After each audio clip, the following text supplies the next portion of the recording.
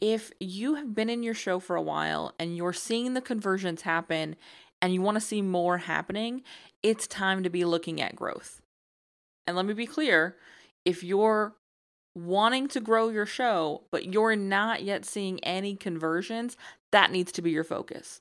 However, you can do that and start implementing some of the tips we're going to talk through today. So let's talk about 3 ways you can more effectively grow your podcast. Welcome to the More Profitable Podcast with Stacey Harris. I'm Stacey, and this is the spot to learn more about the strategies, tactics, and tools you need to build your more profitable podcast.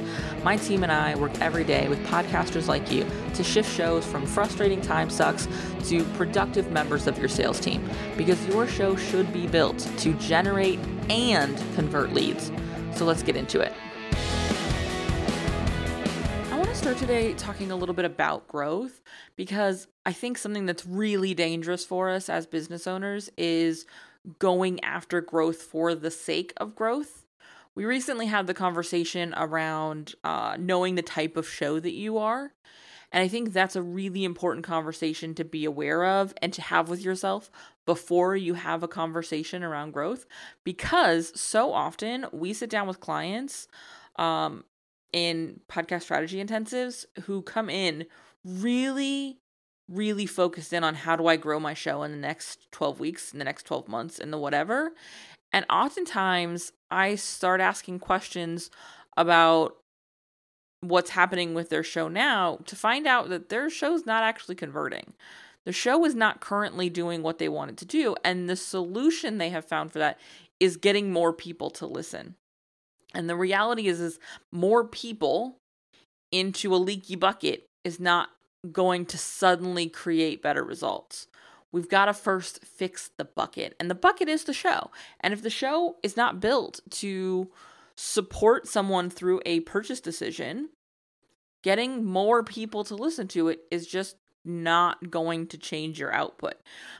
You will feel better.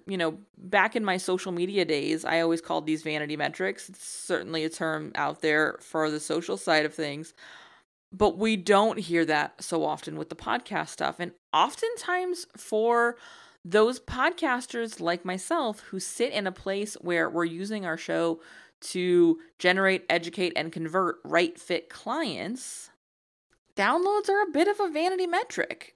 They're more reliable than they've ever been before. I will be the first to say that. But they're a piece of the puzzle. They're not the whole picture. They're an element of how we know what's working and what's not working. They're not the whole story. And so, yes, growth is good. But you need to know why you want to grow. And until you do that, none of what we're going to talk about today is going to be helpful. Before we dig into this, and we are going to spend a little more time talking this through, I've got an example I want to share sort of in my own business of where we're seeing this transition right now internally at Uncommonly More. Before we do that though, I want to remind you, we have another Podcasting for Profitability Roundtable coming up soon. Head on over to uncommonlymore.com/roundtable to reserve your spot. This is a spot on my calendar that I have carved out to really bring together podcasters who, like you and I, are using their show to generate, educate, and convert right fit clients. If you ever have questions about things you hear on this show, if you ever have questions on something you see me share on social media, or you hear me talking about on somebody else's show, this is a great place to bring those questions because I get to talk with you about it instead of sort of emails or DMs. We get to sit and have a conversation. And I am a big believer that if you have the question, somebody else does too. So it's of huge value to everybody who joins us in the room. And I, most of all, really just like bringing together a group of podcasters who are working towards the same goal with their show. Because oftentimes you and I sit in rooms where our show is unique. Our show is maybe the exception. It's not the rule. And I wanted to build a room where we are the rule, baby. So that's what this room is for. Again, head over to uncommonlymore.com/roundtable to reserve your seat for our next one. I'd love to see you there. You'll also get with your confirmation an invitation to drop your question in now. Do that. That way I can come to the call ready and we can jump right in. I always prioritize people who have submitted their questions in advance. We always discuss those earliest in the call. And oftentimes I will email you resources before we get to the call. That's neither here nor there. Again, uncommonlymore.com/roundtable to reserve your spot. So let's talk about when it's a good time to look at growth, because this is one of the places we're at right now. Our production service, like our cornerstone offer, if you will, is less available than it's ever been before. And I have found that over the last 4 or 5 years since we launched the agency, I have built out my what I call supporting offers. So for a long time, and feel free to just fast forward 5 minutes if you don't care about this, but when we launched the agency in 2019, I really committed to focusing on just selling the done for you service, just selling the thing, filling up production. And I committed to not building other offers until I had done what I wanted to do with our core offer. And so we didn't have intensives or the small group program, the Profitable Podcaster Mastermind, until, the Profitable Podcaster Mastermind didn't start until last year in 2023. I think we started intensives in either 2022 or even earlier in 2023. But I really focused on production services and selling just that, as you can probably tell from the calls to action and the way this show has been built.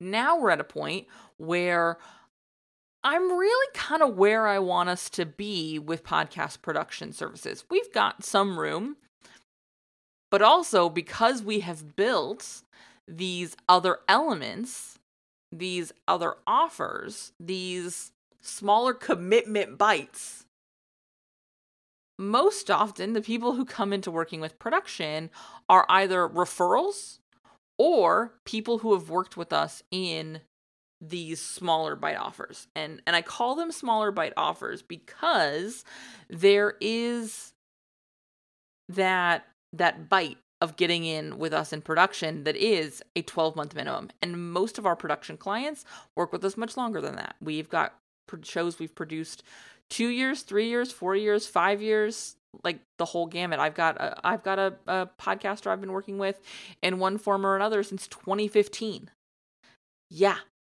And so our clients tend to stay with us for the long haul, which I adore, but it means I don't have a ton of capacity to put new people in the software, especially now that we have existing clients wanting to sort of upgrade, as it were, or step into larger and larger offers with us. And so I need to shift my front end focus to really putting people in the programs that are going to hold and get started the clients who will be working with us in production a year from now or 2 years from now. And so that means selling the Profitable Podcaster Mastermind and our intensives. And I have a lot more capacity to put in new people into those two containers every year than I do production. Even over the last few years, as we've been growing really focused in production, I've only ever looked at bringing in 6-ish clients a year. That's it. Because I wanted wanted to be very intentional about how we grew. And so as I sat down to build out my plan for the next quarter and do the work that I do with our clients for my own show and for this business, and it became really clear to me that I needed to make an adjustment. Not so much to our content, because we solve essentially the same problem, just lots of different ways. So the content's mostly going to stay the same. Calls to action needed to adjust. You've probably heard that over the last few months. But also, my end result needed to change a little, because we can be converting more people into these offers. We've got more spots to fill with new clients when we talk about the intensives and the mastermind being our sales focus. That means I have more spots to be putting people in who are interested in doing this kind of work with us. And so for the first time in a long time, I was able to go, oh, it might be really fun to grow the podcast, because generally that is not my focus. My focus is on making sure we're converting the people who are listening. And for as long as we're doing that, and for as long as the show has a healthy tick forward, either roughly staying the same or more likely meeting the growth metrics I have set for it and I expect based on previous results. Again, measuring my show against my show and layering in the information I know about the larger what happens to data, right? It might be fun to grow my show. This is the energy I want you to be growing your show from. This place is where I want you to be looking at growth. What I want you to take from this sort of story time with Stacy is there's a intention and a purpose to me saying it's time to level up growth. So let's talk about the first way we're doing this. For me, the first step when I'm looking at increasing visibility is social media. Some of this is my background. I spent a long time, I've spent much of my career selling social media as a service, using social media as a sales tool. I taught social media through a membership for many years. And so it's a button I know how to push. It's also a button that I understand that pushing does not immediately, it is not a slot machine. It is not an ATM. I don't put a certain amount of energy in and crack out my result. It just isn't how social media works.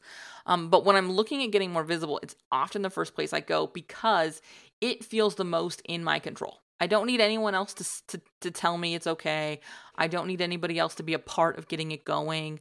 Now, we have, in full transparency, added some support to our team this year specifically to help me stay consistent with the social media, because one thing I have learned over the entirety of my business, because I've only ever done social media DIY, I've never had support in it, so this feels super, super luxurious, by the way, is that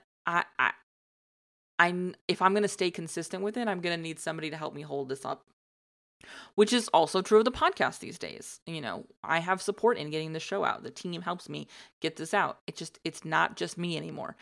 And so recognizing the relief and the value in that and saying, oh, we could do that with social now and increase this visibility and feel really good about what we're putting out and doing it in a way that is supportive of how I want to approach it and helps me build relationships. Because that has always been, for me, the primary purpose of social media. So that's always my first engine. So you're going to see us sharing more on social, but also I'm going to be encouraging you to talk to me in the DMs. I'm going to be encouraging you to reach out on LinkedIn. I'm going to be encouraging you to share things on social. You're going to see me engaging in more conversations on social because I have the capacity to do that, because I have the support in helping me put out that foundational content on social. And that foundational content helping support me in showing up on social and being engaged there in the conversation part of it, that's the element that helps me generate more traffic to my podcast. Not making sure I'm sharing twice as many infographics or a carousel or hitting some sort of perfect number of posting. It really is about putting enough out that sort of as that foundation that I'm able to show up and engage, because that's where the results are.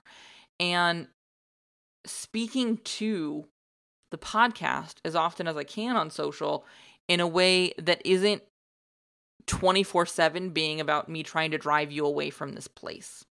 Now, you will still see calls to action in every single post, either to buy or go listen to something, because every opportunity, I'm going to give someone an invitation to take a step further, abso-freaking-lutely, unapologetically. If we want to see results, we have to make that ask. Anyone who is uncomfortable with the frequency at which I make asks, or anyone makes asks on social, I would recommend you evaluating the results of your own time on social. Meaning, are you never doing it? And is that resulting in a lackluster response to your own offers?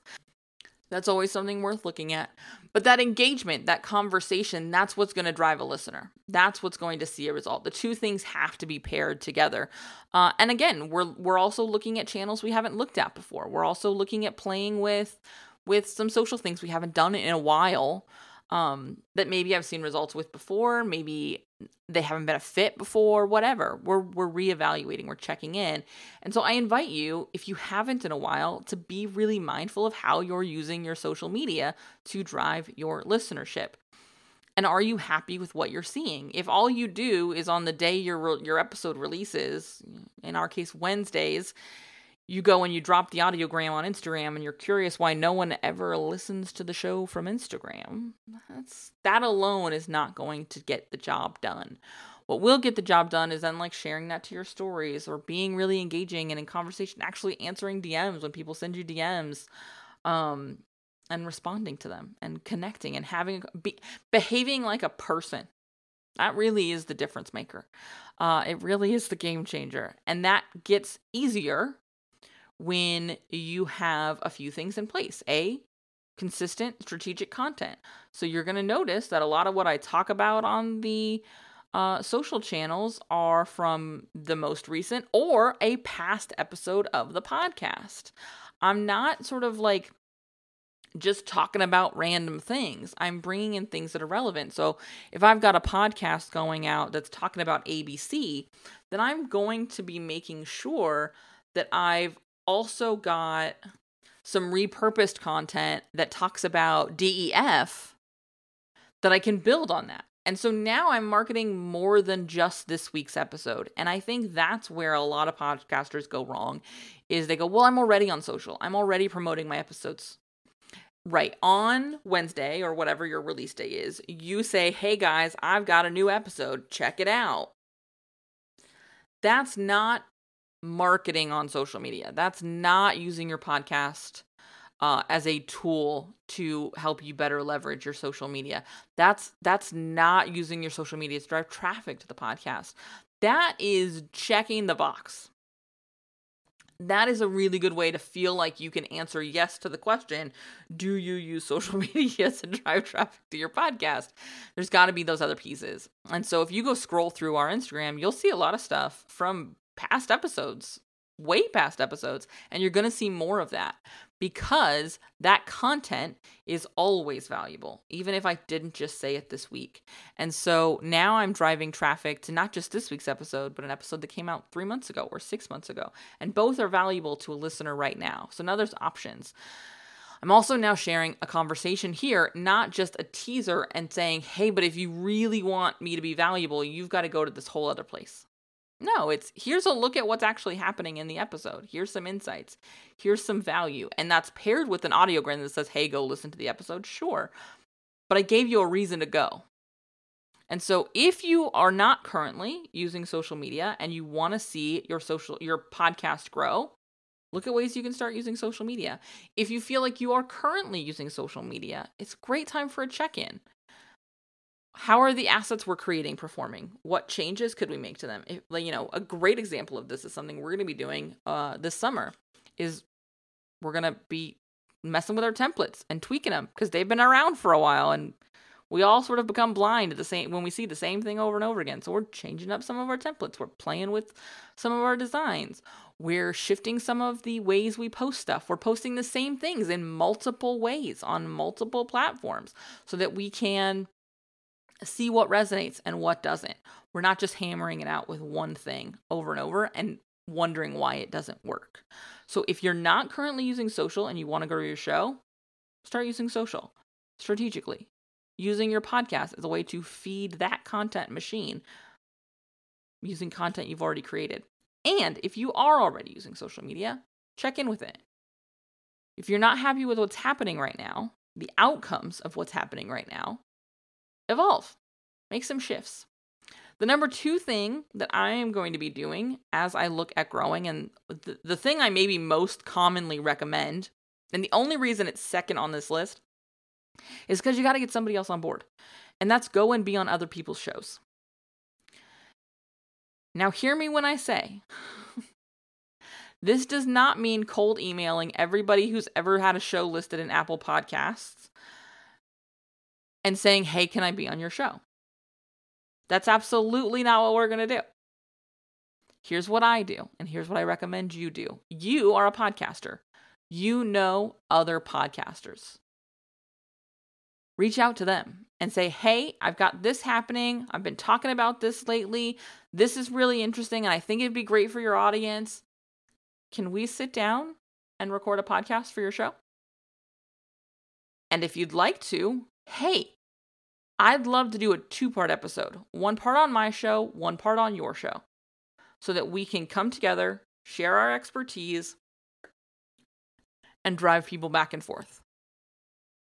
This leads a lot more people to my show than and I've never done it, so that's a lie. I can't actually say it works more effectively because I've never done it the other way. I don't like the other way. This works more effectively for me than cold emailing.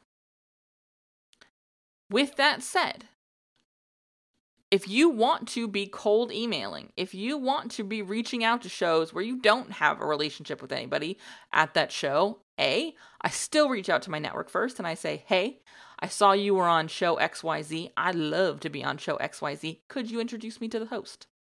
That's my first step. If that won't work, I head back to social media. I start building a relationship. I start engaging. I start connecting.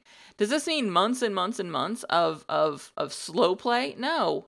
It means commenting and paying attention to what episodes they're putting out, mostly because I'm already listening to the show so that I can effectively pitch the show. I often will send a DM and say, I'm loving the show. Just send an idea to your inbox to talk about something we might be able to do together. And they've already got an email that says, hey, here's how I think I could be of value to your audience. Here's what I would like to talk about. Here's what this would look like. Here's why it's of value to your audience. What do you think? Do you see how that's different than going through listen notes and being like, these people are podcasters, let me email them. And just say, here's who I am, here's what I like, and here's why I'm going to be on your show. No. You got to tell them what's in it for them. You got to tell them what's in it for their listener. We need to give the same energy to other hosts that we expect guests or prospective guests to give us when they reach out. Golden rule is the golden rule for a reason, right? It's true though. So make sure that you're intentionally reaching out. I get questions all the time about investing, hiring somebody who is a podcast booker. I don't see anything wrong with that. I would say when you're working with them, before you start working with them, sit down and do some of this work of who do I know? Who do I have relationships with? What are those levers I can pull? Because if you can go to them and say, hey, these are the first 10 shows I want to pitch. I actually know so-and-so, or I have this friend who was on their show.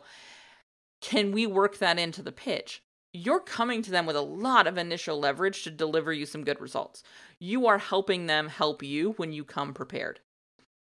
If you want to you just know you want to be on more shows and you're not really sure what you want to talk about and you're not really sure what shows you want to be on, I would be more cautious about engaging a booker. I would be really mindful of hiring somebody who's going to help you make those decisions before you start pitching. Because I find a lot of podcast bookers are really working based on number of pitches made, not number of episodes booked or quality of episodes booked. That's not universal. That is 100% not universal, which is why I'm telling you this, because there are also podcast bookers who do a great job of prioritizing quality connections and quality conversations and really making sure everything's going to be a good fit. And those are the people who are going to say, who do you know that we can connect? What shows do you want to be on? Use me as that leverage tool. Now I'm the person who's introducing you because I have a relationship with all of these podcasts you want to be on, because they already know when they get a pitch from us, it's going to be of a certain caliber and a certain quality. And so if you want to invest in this, be really, really picky about who you work with. Ask for referrals. Ask to talk to some other people who they've booked on. You'll be fascinated to hear some of the responses those people share with you about their results. But be really mindful. But it can be a really good way if you want to be doing this really aggressively this year, especially if you're somebody who's got like a book coming out, or you're launching a large offer or program or making a big shift. then it can absolutely be a good investment. But we want to be really mindful of who we're making that investment with. The last thing I want to say, and this is a thing I'm pretty good about, but I'm being really intentional and mindful about as we move through the next part of this year.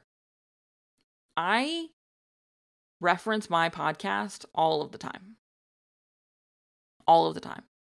When I'm responding to a question in my DMs from somebody, my first response is often, we talk about that in this episode, go check it out. Because A, maybe it's a casual listener who doesn't realize that we've talked about it before. Sometimes it's somebody who's never actually listened to the show. Oftentimes it's somebody who's never listened to the show. They have found me via social. They saw me in a TikTok video. They saw a reel we went out. Somebody sent my information to them. Maybe we've had a client who has shared something or tagged us in something or whatever. And we'll get somebody in the DM saying, hey, I have a question about such and such. I was like, absolutely, here's the podcast. Because if I can get them in on one episode, I can get them to listen to more episodes. As you know, this place is great. Right? And so I have saved as shorts in my, short text saved responses in my phone. I do them saved on my keyboard. I know Instagram does allow you to do saved responses, but I have them saved just in my Apple keyboard. So if I just type in certain things, I get a whole URL. For my most common episodes, I also have a notes in my notes app for episodes I share frequently because, and you know this is true, we tend to get the same questions over and over again. That's why we built content about it, right? Because it's a good question that a lot of people ask. And so I will send those to people frequently because I like to answer questions completely. And the most complete way I can do that is in the podcast. So when I have these elements where someone's asking me a question, I don't need to answer the whole question completely right here. I don't need to send you an 8-page email. I can instead send you 3 podcast episodes and let you know why they're helpful, and I'm in, I'm out. Email, DMs, when I'm speaking from the stage, when I'm a guest on other people's podcasts, I'm always referencing my show. We talked about this in an episode recently. I love this. We talked about this in episode 605. I loved this question. We actually talk about this a lot in our podcasting housekeeping series that we run every August. If you want to check it out, just search podcast housekeeping on the podcast page. Those are the way I'm answering questions. Not because I don't want to answer it, but because I know I did a much better job answering it in the podcast that I'm going to right now. And so I'm referencing it all the time. When I meet people at a networking event and we're talking about podcasting or we're having a conversation about something and it makes sense, that's an important caveat. It makes sense. I'm not shoehorning this into every conversation with every person I've ever met. But I'll say, this comes up with our clients all the time. In fact, I was talking to a client about this on a case study episode we did for a Profitable Podcaster Mastermind. We were talking, and then I'll talk about what we were talking about. And oftentimes I'll get somebody going, oh, send that episode to me. If you're not talking about your podcast, no one knows you have one. If you're not talking about the episodes that will help them see the results they're looking for, they're not going to find them. It is imperative that we be referencing our show all of the time. If you're building out, this is one of the biggest things we have done recently in strategy intensives. In fact, if you're putting together an email sequence, you're onboarding or somebody signed up for a webinar or whatever, and you're not considering what episodes, what podcasts you could be putting in that sequence, if you're not building podcasts with the idea of where could I put this in a nurture sequence, you're missing an opportunity. We want to be cross-pollinating. We want to be talking about this stuff in all of the places. Too often we're thinking about our podcast as a silo, and that's a really difficult way for it to grow. Whereas if we're referencing it in email, we're referencing it in our social, we're referencing it in our networking, we're referencing it in our marketing content on whatever platform it may be on, then it always ties together. We can attract people to this place so that it can do the job of educating and converting. That happens from effectively marketing it. And that means talking about it all of the places, all of the time.